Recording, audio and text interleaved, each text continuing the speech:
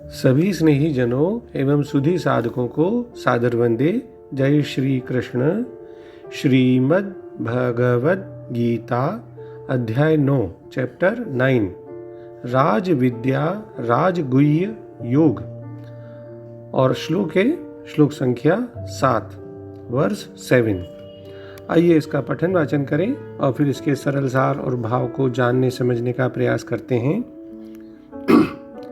सर्वभूतानि कौन्तेय प्रकृतिं यान्ति मामिकाम् कल्पक्षये पुनस्तानि कल्पादौ विसृजाम्यहम्।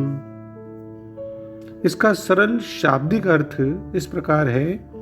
भगवान कहते हैं, हे अर्जुन, कल्पों के अंत में सब भूत यानी सारे प्राणी मेरी प्रकृति को प्राप्त होते हैं, अर्थात प्रकृति में लीन हो जाते हैं, और कल्पों के आदि में प्रारंभ में उनको मैं फिर रचता हूँ। Arjuna, during the final resolution all beings enter my prakriti the prime cause, and at the beginning of creation I send them forth again. तो इस श्लोक में सारे प्राणियों की उत्पत्ति का और उनके प्रलय का, लीन होने का कथन आता है। तो सबसे पहले हम पदच्छेद के माध्यम से संस्कृत शब्दों का हिंदी अर्थ देख लेते हैं।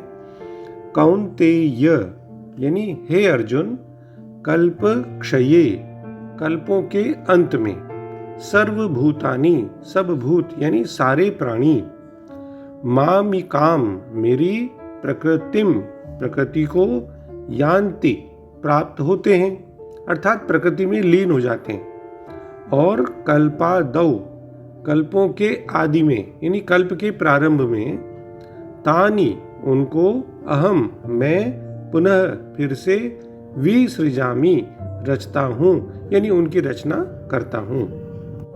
तो जैसा कि आदि शंकराचार्य जी लिखते हैं, अर्थ वगैरह तो इसमें काफ़ी इजी है समझने के लिए।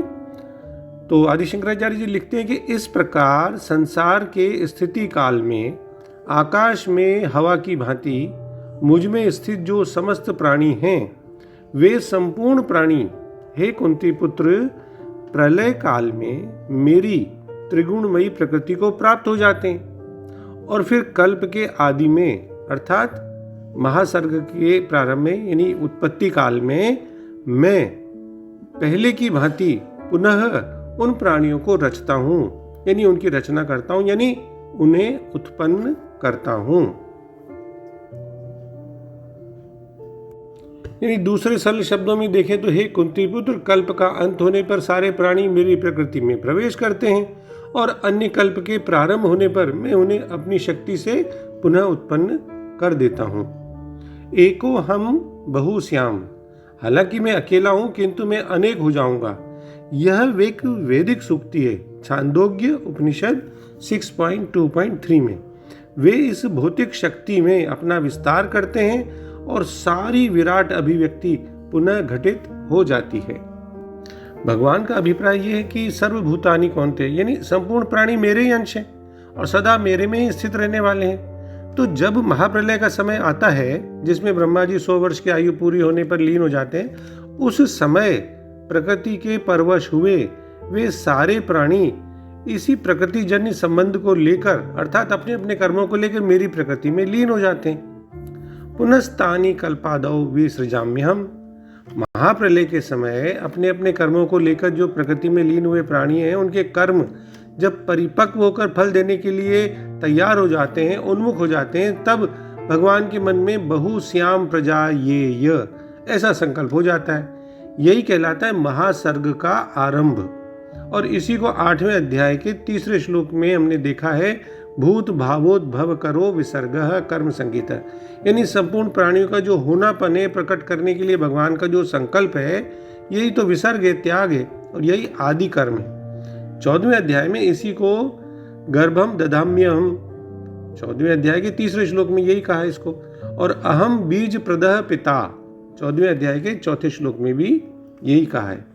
यानी मतलब ये हुआ कि कल्पों के शुरू में यानी महासर्ग के प्रारंभ में ब्रह्मा जी के प्रकट होने पर मैं फिर से प्रकृति में लीन हुए उन जीवों का उनके कर्मों के अनुसार उन योनियों के साथ विशेष संबंध करा देता हूं।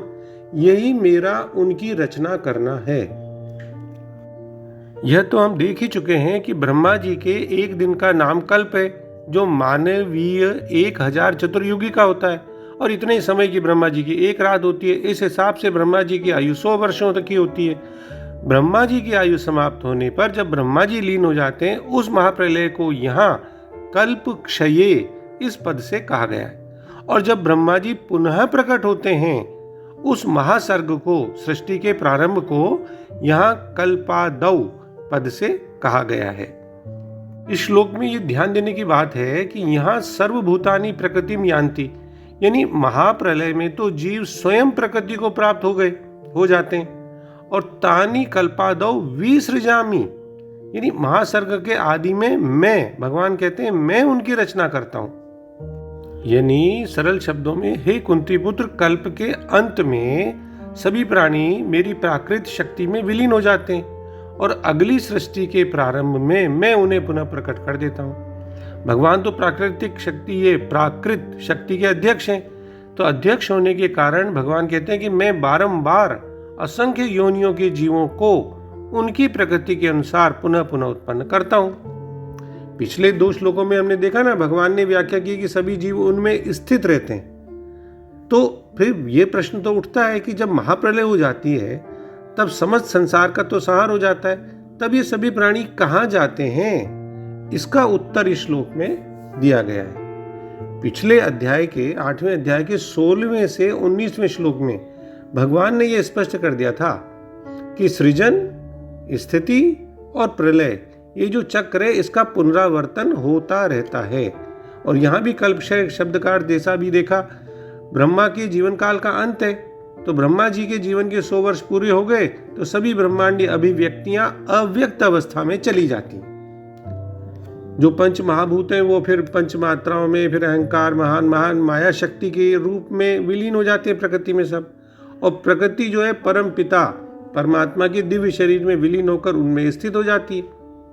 उनका स्थूल, प्राणियों का स्थूल और सूक्ष्म शरीर जड़ माया में विलीन हो जाता है, किंतु उनका कारण शरीर बना रहता है। जैसा स्वामी मुकुंदानंद जी समझाते हैं कि प्रलय के पश्चात जब भगवान पुनः संसार की रचना करते हैं, तब यह माया यानी भौतिक शक्ति उसी प्रकृति, महान अहंकार, पंच तन्मात्राओं और पंच महाभूतों को विपरीत क्रम से प्रकट करती हैं।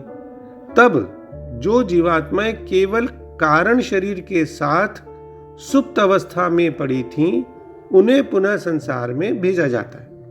अपने कारण शरीर के अनुसार वे पुनः सूक्ष्म और स्थूल शरीर धारण करती हैं, प्राप्त करती हैं और ब्रह्मांड में जीवों की विभिन्न योनियां उत्पन्न होती हैं।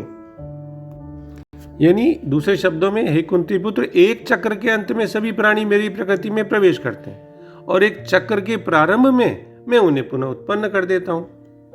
सभी प्राणी माया के वश में, प्रकृति के वश में, और माया भगवान के नियंत्रण में। इसलिए भगवान ने एक तरह से घोषणा कर दी है कि प्रकृति उनकी है, यानी उनके नियंत्रण में है।